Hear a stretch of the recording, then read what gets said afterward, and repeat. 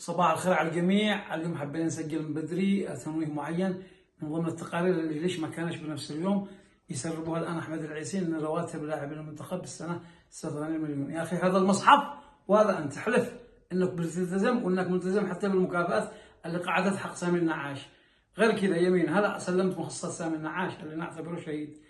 وفي من الكواليس الهامه انه الان الجدول اللي بتنزله انت بتضحك على الناس، لا انت مستعد في ميزانيه ماليه ولا ميزانيه اعلاميه ولا ميزانيه اداريه ولا مراقبين ولا باي حاجه. الكذب على الناس يا احمد العيسي خطا. والان شوف انديه اب هذه ما يمثلوش اب، يمثلوا عبد السلام الغرباني وجبران هذا اللي امين عام حق الاتحاد يطلع يتقرص. طبعا تسرب الاخبار من سوء سمعتك انه الان وديت الشهادات الجمعيه العموميه هذا باسكندريه اديت لهم 3000 جنيه. هذه ما عادش انتخابات. وتعرف احنا الان احنا مستحيل احنا كنا ضد قمعان وضد شوقي ودائما.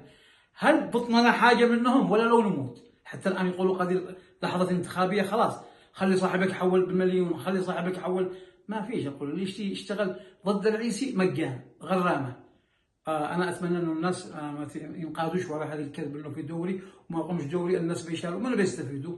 لجنه الحكام المخصصات اللي حيقعدوا بس لا، احنا نشي تصحيح عشان يرجع دوري نظيف، كره قدم نظيفه. وانا اوعدكم انه بترجع المنتخبات زي اول وافضل.